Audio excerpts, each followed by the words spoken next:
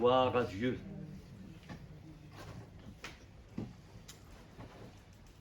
Je voudrais simplement vous parler ce matin du reste dans le temps du prophète Élie.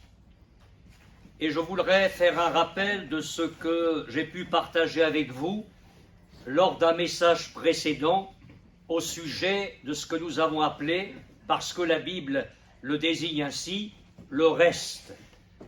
Nous savons qu'au fil de l'histoire de l'humanité, au fil de l'histoire d'Israël, au fil de l'histoire de l'Église, qui a parfois été une histoire chaotique, il y a toujours eu un reste fidèle à Dieu.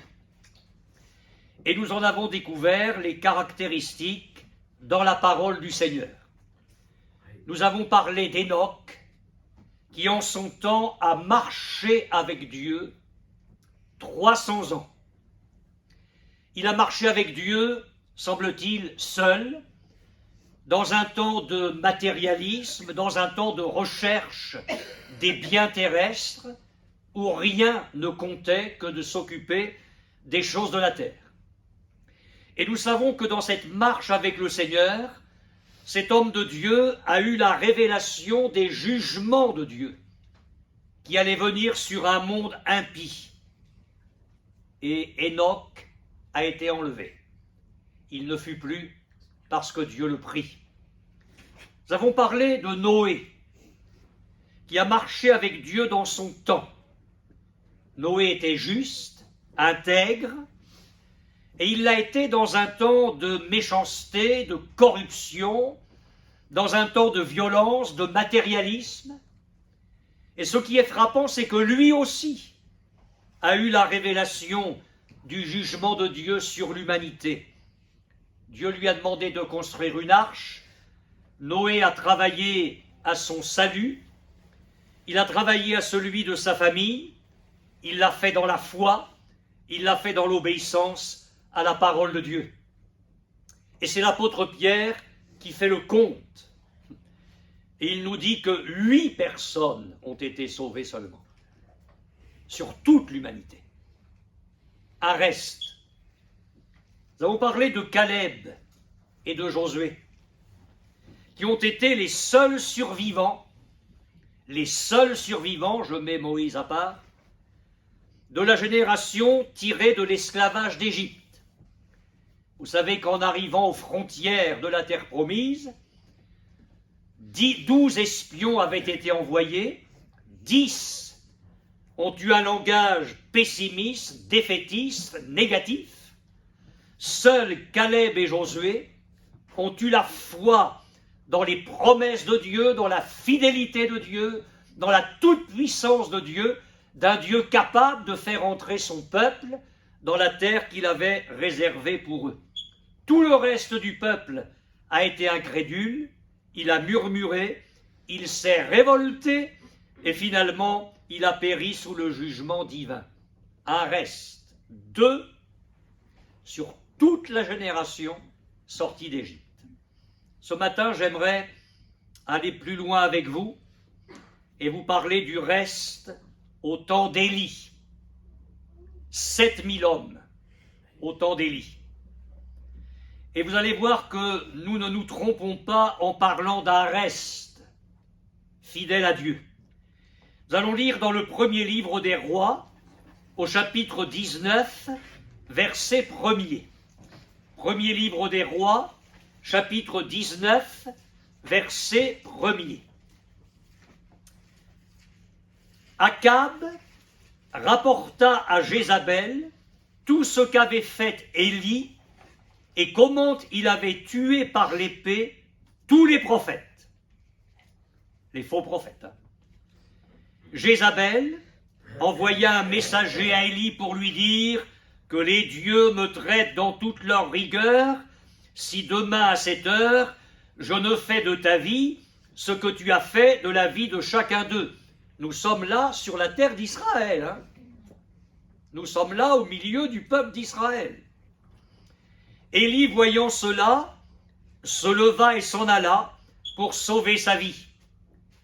Il arriva à Béer-Shéba, qui appartient à Juda, et il y laissa son serviteur. Pour lui, il alla dans le désert, où après une journée de marche, il s'assit sous un genêt et demanda la mort en disant « C'est assez, maintenant, Éternel, prends mon âme, car je ne suis pas meilleur que mes pères. » Il se coucha et s'endormit sous un genêt. Et il va avoir la visite d'un cuisinier. J'aurais bien voulu manger de ce plat-là. Et voici, un ange le toucha et lui dit « Lève-toi, mange !» Il regarda, et il y avait à son chevet un gâteau cuit sur des pierres chauffées et une cruche d'eau. Il mangea et but, puis se recoucha. Ça ne devait pas aller quand même, hein. Ça ne devait vraiment pas aller. L'ange de l'Éternel vint une seconde fois, le toucha et dit « Lève-toi, mange, car le chemin est trop long pour toi. » Et je ne sais pas les vitamines qu'il y avait dans le gâteau. Alors c'est divin, hein, c'est divin. Il se leva, mangea et but, et avec la force que lui donna cette nourriture, il marcha 40 jours et 40 nuits jusqu'à la montagne de Dieu à Horeb. Et là, il entra dans la caverne, et il y passa la nuit. Et voici, la parole de l'Éternel lui fut adressée en ces mots, « Que fais-tu ici, Élie ?» Il répondit, « J'ai déployé mon zèle pour l'Éternel, le Dieu des armées, car les enfants d'Israël ont abandonné ton alliance, ils ont renversé tes autels, ils ont tué par l'épée tes prophètes. Je suis resté moi seul, et ils cherchent à m'ôter la vie. » L'Éternel dit, « Sors, et tiens-toi dans la montagne devant l'Éternel. » Et voici l'Éternel passa.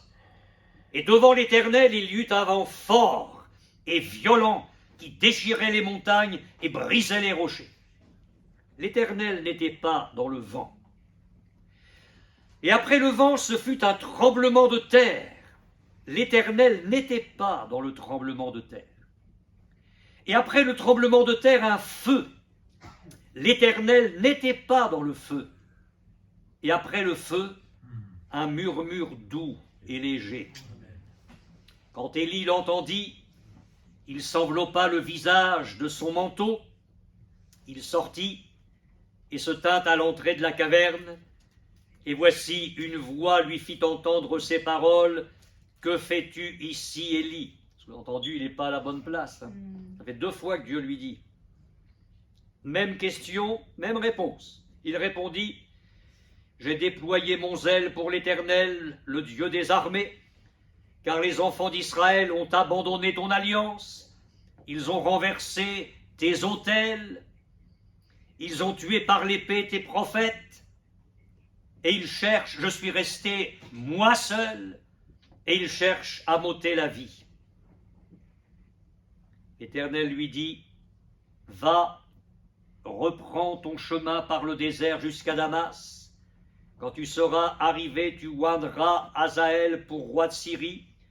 Tu oindras aussi Jéhu, fils de Nimshi, pour roi d'Israël. Et tu oindras Élisée, fils de Shaphat, d'Abel Méhola, pour prophète à ta place.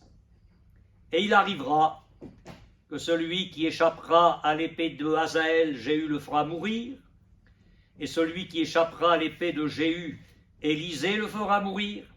Mais je laisserai en Israël 7000 hommes. Je suis resté moi seul, Seigneur. Je laisserai en Israël 7000 hommes, tous ceux qui n'ont point fléchi les genoux devant Baal et dont la bouche ne l'a point baisé. Et nous allons compléter en lisant dans l'épître de l'apôtre Paul aux Romains, au chapitre 11, verset 1er.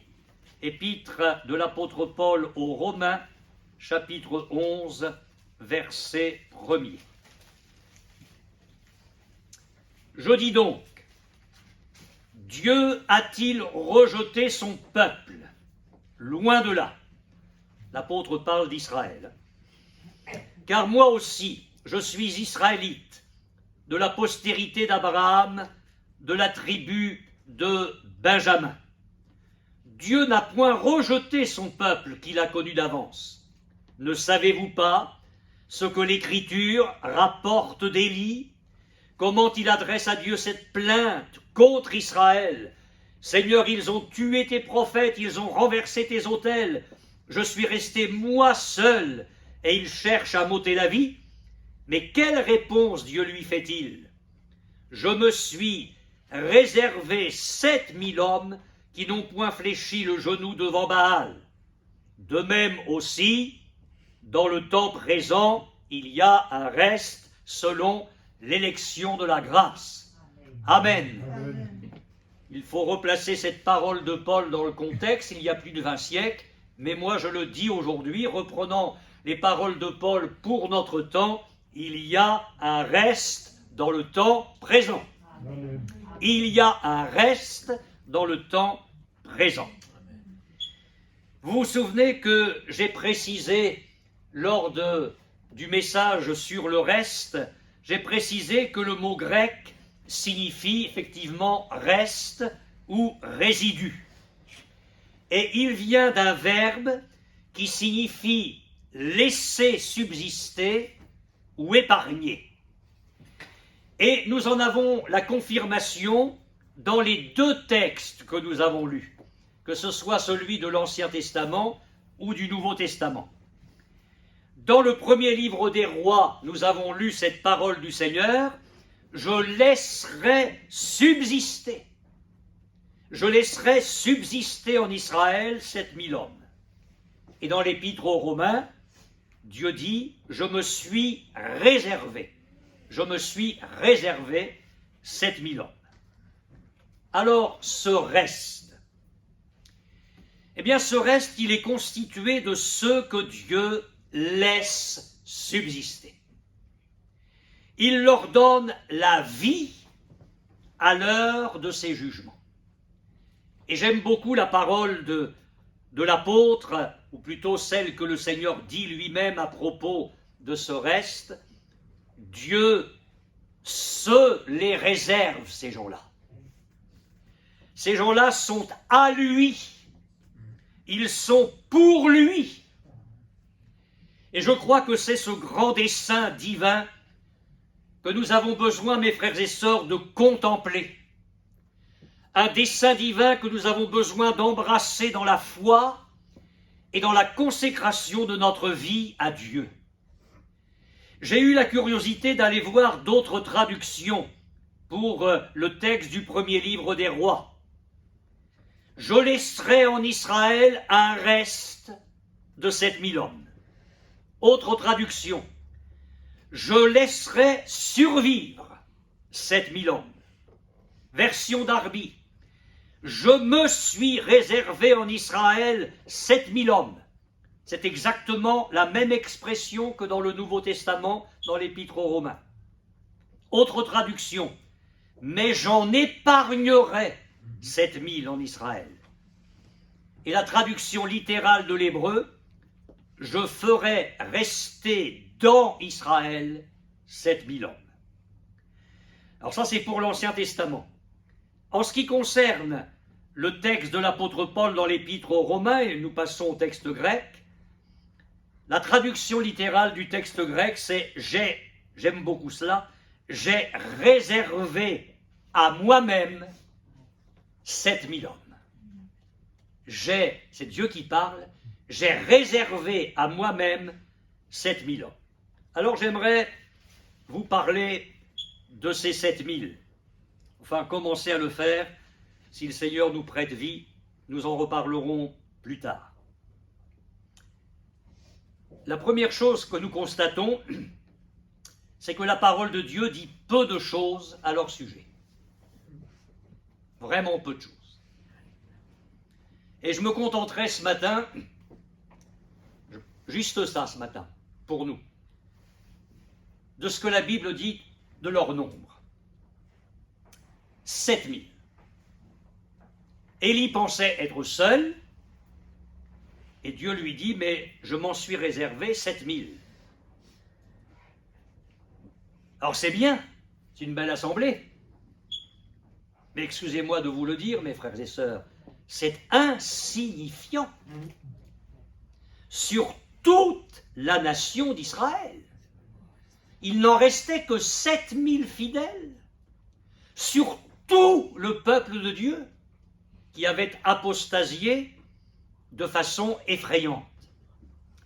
La première conclusion que j'en tire, et je la partage avec vous, c'est que nous ne devons pas être impressionnés, mes frères et sœurs, par les chiffres. Nous savons que finalement au ciel, il y aura une foule innombrable d'élus. Mais je dis dans le temps présent, dans ces temps de crise spirituelle grave, dans ces temps de crise spirituelle profonde, et en particulier dans notre Occident moribond, certes, dans le monde, il y a une multitude de chrétiens fidèles à Dieu, mais je dis que dans le contexte d'apostasie actuelle, une apostasie sans cesse grandissante, les fidèles sont peu nombreux. Et il ne faut pas que nous soyons impressionnés par les chiffres. Qu'a dit Jésus déjà en son temps? Entrez par la porte étroite, car large est la porte, spacieux est le chemin qui mène à la perdition. Et il y en a beaucoup qui entrent par là. Mais étroite est la porte, resserrez le chemin qui mène à la vie, et il y en a peu, c'est pas moi qui le dis, c'est lui, il y en a peu qui les trouvent. Jésus parle d'une porte large et d'un chemin spacieux, une option facile, une option qui est suivie par la multitude, où chacun peut entrer et marcher avec ses convoitises et ses péchés. Et le point final, c'est la perdition. Et puis il y a la porte étroite. Je ne veux pas ajouter à ce que dit Jésus, mais j'ai envie de dire très étroite, où l'on ne peut entrer qu'en devenant petit. Et on le devient par la repentance, par la reconnaissance de sa misère, de son péché.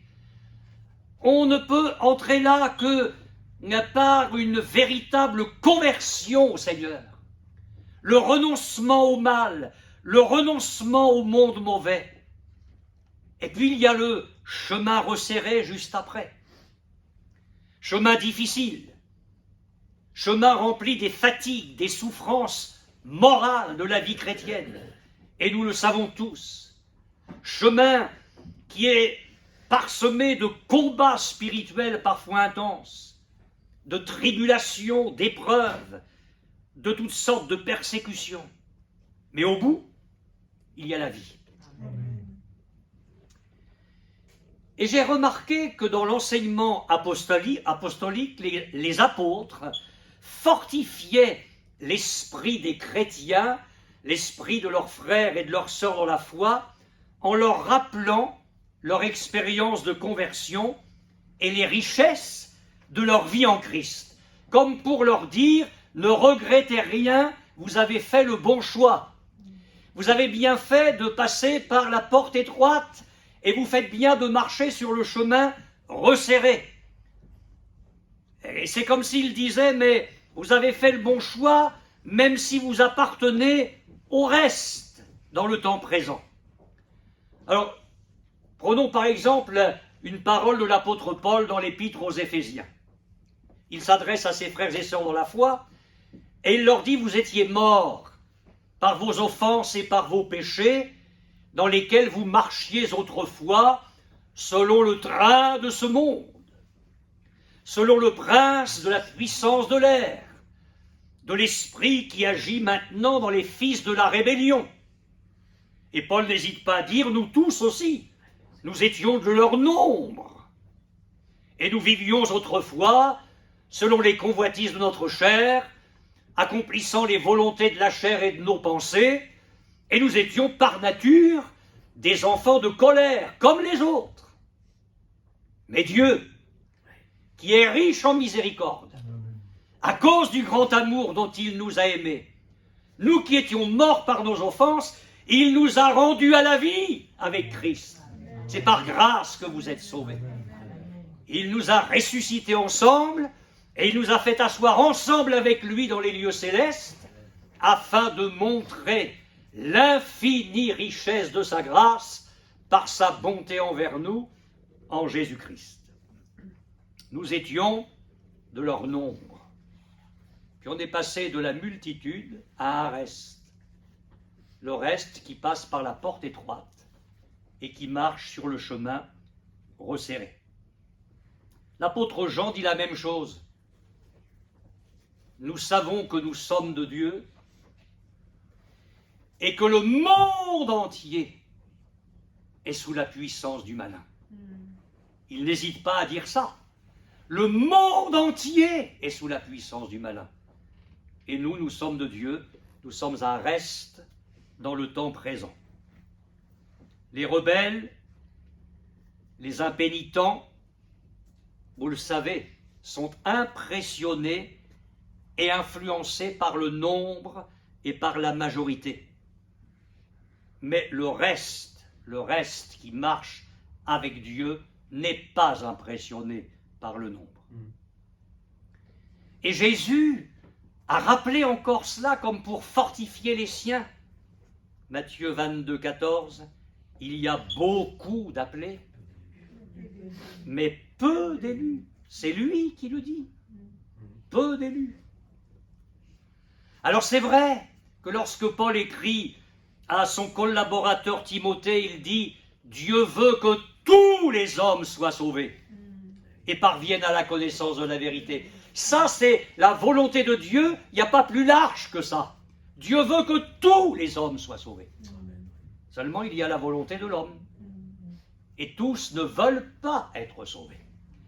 Tous ne veulent pas de la bonté de Jésus, de la beauté de Jésus, de la grâce que Jésus est venu nous apporter en mourant pour nous sur la croix. Vous vous souvenez de la parabole du semeur? Il ramasse sa semence et il sort, et il se met au travail. Le chemin, les oiseaux viennent manger la semence. Le terrain pierreux, ça lève un tout petit peu. Ça va vite. On parle du baptême. 15 jours après le baptême, il n'y a plus rien, il n'y a pas de racines. Le terrain avec les ronces et les épines, ça lève, mais il n'y a pas que la semence qui lève, il y a tout ce qui est autour et qui n'a pas été enlevé. Alors les ronces et les épines se mettent autour de la bonne semence et l'étouffent. Puis il y a le bon terrain. Si je fais le compte, il y a un terrain sur 4. Un terrain sur 4. Le reste, devant l'évangile de Jésus-Christ. On est venu poser la question un jour à Jésus, Seigneur, y a-t-il que peu de gens qui seront sauvés? Et Jésus n'a pas répondu. Parce que les comptes, c'est lui qui les tient. Et on ne doit pas être influencé dans un sens ou dans l'autre par le nombre. Et Jésus a dit, efforcez-vous d'entrer par la porte étroite. Ne vous occupez pas du nombre de ceux qui ne viendront pas, qui sont certainement les plus nombreux, et de ceux qui viendront, qui ne seront qu'un reste. Votre responsabilité, votre bon sens, c'est de vous efforcer d'entrer par la porte étroite. Nous sommes là au chapitre 13 de l'évangile de Luc, et Jésus rapporte déjà l'écho de son sermon sur la montagne. Dans le sermon sur la montagne, il avait dit étroite est la porte, resserré est le chemin. Et bien longtemps après, alors qu'on lui pose la question, il redit la même chose, efforcez-vous d'entrer par la porte étroite. Rappelez-vous encore ces paroles de Jésus, et je fais exprès de vous citer Jésus lui-même. ne crains point, petit troupeau. Petit troupeau. Vous me direz, oui, mais c'était le début. On va y venir. Ne crains point, petit troupeau, car votre Père a trouvé bon de vous donner le royaume. Il me semble qu'il y a dans cette expression « petit troupeau » toute l'affection de Jésus pour nous. Il y a ici un terme qui désigne le petit nombre de ses disciples qui l'entouraient, et qui l'entouraient alors au milieu d'une foule parfois indifférente et au milieu d'une foule hostile. Et Jésus voyait très loin, jusqu'au bout, et je pense qu'il désigne en général le peuple de Dieu, toujours petit et méprisé au milieu du monde. J'ai lu ce matin ce que la CMM donne comme sujet de prière pour ce jour, et en fin de compte, la CMM nous rappelle que c'est la journée internationale de prière pour les nations, pour la propagation de l'Évangile. J'ai été étonné de redécouvrir que, écoutez bien, 2 tiers de la population mondiale n'a encore pas accès aujourd'hui à l'évangile de Jésus-Christ. 2 tiers. Et sur le tiers qui a accès, combien ont répondu? Combien ont répondu? Jésus avait raison de dire, ne crains point, petit troupeau. Alors, je viens de vous parler ici du reste, c'est-à-dire les chrétiens, par rapport au monde perdu. Maintenant, on va parler d'autre chose. Du reste au milieu de l'Église. Parce qu'il n'y a pas que le nombre des chrétiens en comparaison des perdus, il y a le reste fidèle à Dieu dans un temps où ceux, je n'hésite pas à le dire, qui portent le nom de chrétiens, sombrent dans l'apostasie. Tout ce qui s'appelle Église n'est pas l'Église du Seigneur Jésus-Christ. Et tous ceux qui s'appellent chrétiens ne sont pas pour autant de véritables disciples de Jésus et ne sont pas pour autant les brebis de son troupeau. Et c'est là où je vais redire ce que je disais tout à l'heure, le reste ne doit pas être impressionné par le nombre. Et je vais dire des choses, peut-être certains auditeurs au-delà de ce que nous formons ici ce matin, un certain nombre de ceux qui m'écouteront ne seront peut-être pas d'accord. C'est dommage parce que c'est moi qui ai raison. Le reste ne doit pas être impressionné par le nombre, parce que parfois nous assistons à la fausse croissance des communautés. Il y a croissance, mais je dis que c'est une fausse croissance. Le Seigneur Jésus, dans sa série de 7 paraboles sur le royaume, en a laissé une, où il nous dit le royaume des cieux est semblable à une femme, à du levain qu'une femme a pris et mis dans 3 mesures de farine jusqu'à ce que la pâte soit toute levée. Il y a une très mauvaise interprétation de cette parabole, c'est de dire c'est formidable, le royaume de Dieu va se développer. Non, non, non, non. Le levain dans la Bible n'est jamais l'image de quelque chose de positif. Le levain est toujours le symbole du péché. Alors au début, il y a la pâte. Celle que Jésus est venu apporter, elle est bonne, elle est pure, il n'y a pas d'éléments étrangers. C'est ça qu'il faudrait garder et c'est ça qu'il faudrait manger. Mais qu'est-ce que c'est que cette jézabélisation de l'Église?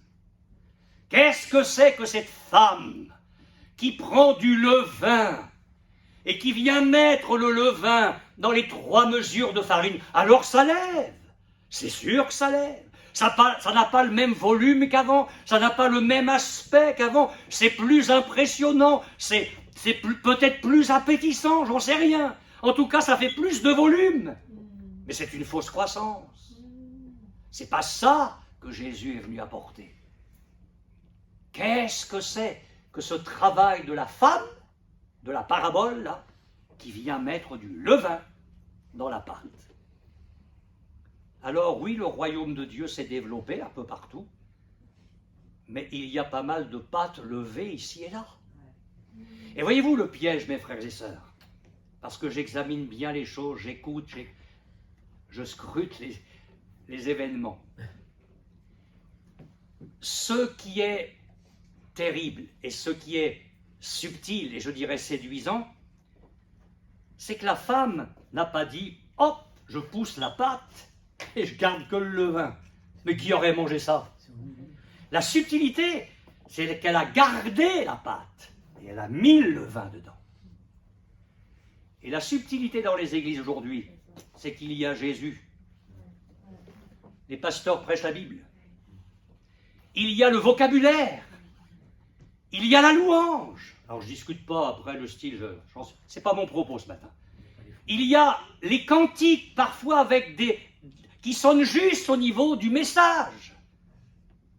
Et pourtant, vous sentez qu'il y a quelque chose qui ne va pas.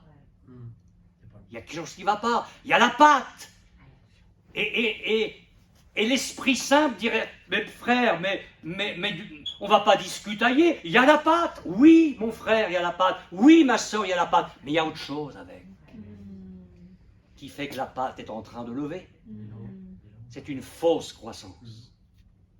Alors je le dis comme un avertissement pour chacun de nous, et je me le dis. Le reste ne doit pas être impressionné par le nombre, il doit rester attaché à la parole de Dieu. L'apôtre Paul a parlé, et il ne parlait pas des païens, il a parlé de ceux qui marchent en ennemis de la croix. Il a parlé de ceux qui détournent l'oreille de la vérité, qui se tournent vers les fables, de ceux qui se donnent une foule de docteurs, selon leurs propres désirs. Il a parlé de ceux qui abandonnent la foi pour s'attacher à de fausses doctrines. J'ai vu, je n'y vais que très rarement, mais écoutez, moi j'ai vu un homme qui a eu un nom de renommée mondiale. Il a une foule de chrétiens. Ils sont des milliers. Le gars, il enlève, excusez-moi de dire le gars il enlève sa veste, il prend sa veste par le col, il la fait tournoyer, et vous voyez les rangées de gens qui tombent dans la salle. Et les gens viennent voir ça, parce que le prédicateur agite sa veste, aussitôt les gens tombent. Mais où est-ce qu'on a vu ça dans la parole de Dieu? Où est-ce qu'on a vu Jésus enlever sa tunique pour faire tomber les foules? Mais qu'est-ce que c'est que, excusez-moi, que ce cirque-là? Qu'est-ce que c'est que ce levain qui s'introduit dans la pâte? Et il n'y a pas que cela. D'autres ne veulent plus de la parole de Dieu, mais une autre nourriture. J'ai eu au téléphone la semaine dernière, parce qu'on est dimanche, une jeune fille, enfin une jeune femme maintenant, enfin elle est plus jeune femme d'ailleurs. Elle a fait comme moi, elle a vieilli. Enfin, j'ai été son pasteur. Et elle a été monitrice d'école du dimanche. Et elle m'a dit, mais écoutez, une gamine m'a dit un jour, mais arrête de nous parler de l'histoire de la mer Rouge, mais on sait bien que tout ça c'est des histoires.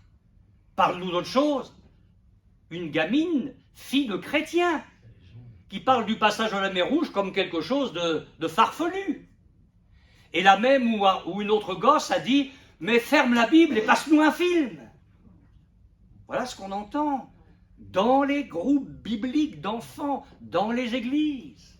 Mais le gosse, il n'a pas inventé ça. Qu'est-ce que c'est que ce levain qu'on a mis dans le cœur de l'enfant pour qu'il dise à la monitrice, ferme la Bible et passe-nous un film? Le reste, mes frères et sœurs, le reste ne dit pas, mais tout le monde le fait aujourd'hui. Beaucoup de pasteurs ont changé leur doctrine sur ce point-là. Il faut évoluer, frère. Ça, c'est l'évangile de la vieille Pentecôte. Il ne faut pas être ringard. Il faut attirer le monde avec une ambiance, avec un évangile qui ne choque pas. Mais si. Je te prêche le véritable évangile, tu te convertis ou tu t'en vas. Mais l'évangile, il choque. La croix est un scandale. La croix est une folie. Et le reste, il reste attaché à la folie de Dieu, qui est plus sage que les hommes.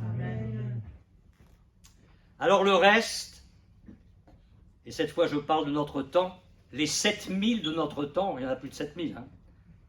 Mais vous comprenez ce que je veux dire?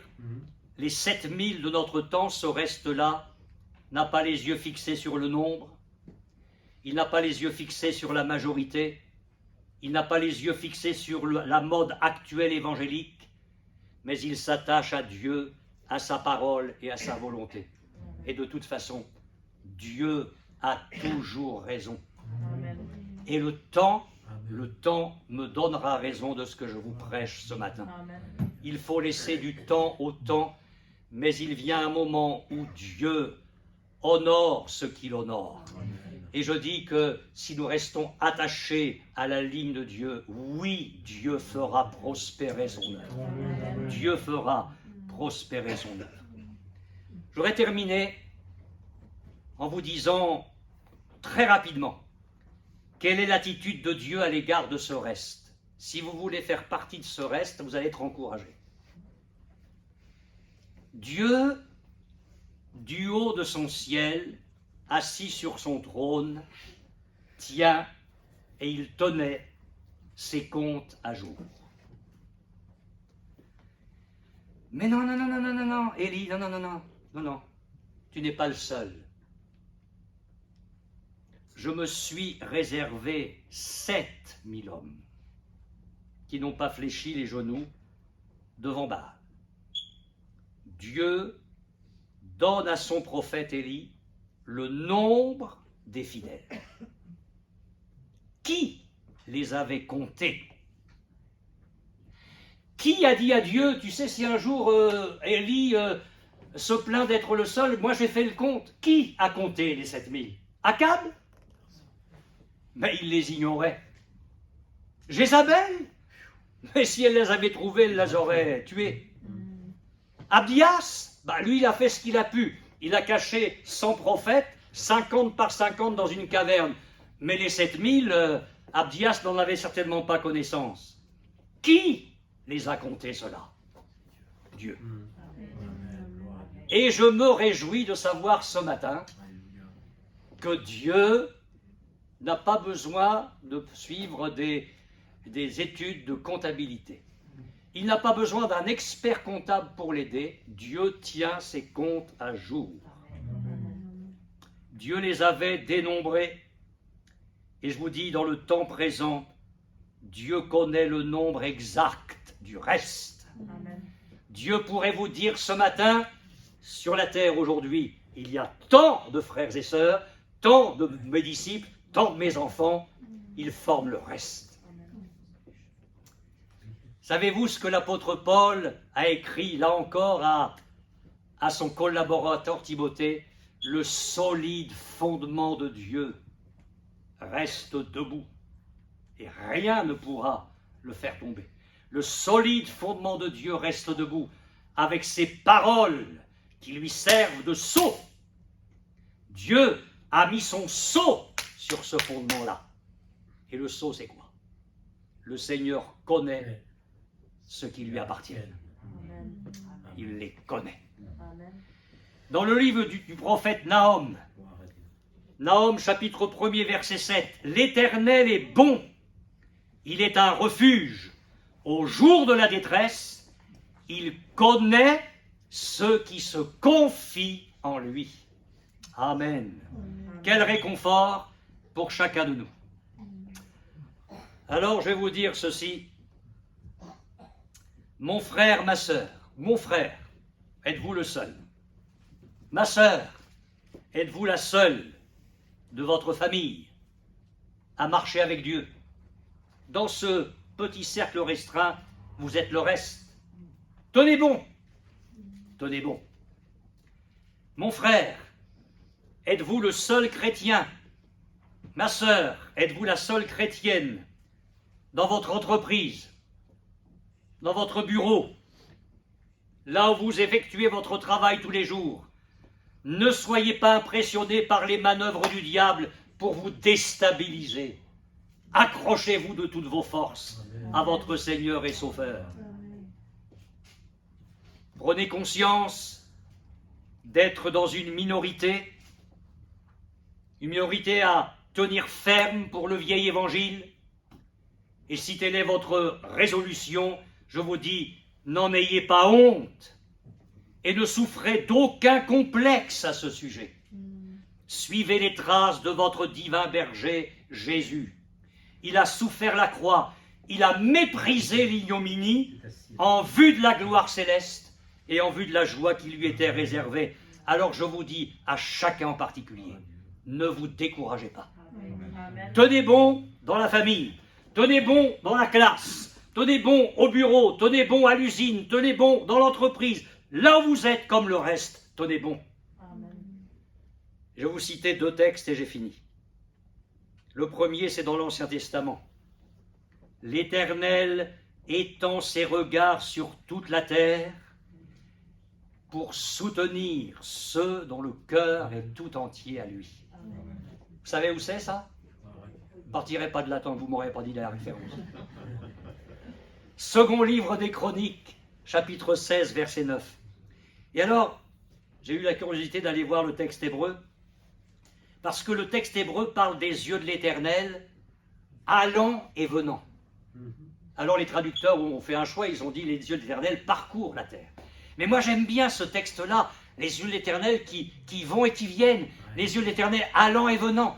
On a vraiment le sentiment d'un Dieu qui prend une grande attention, il surveille.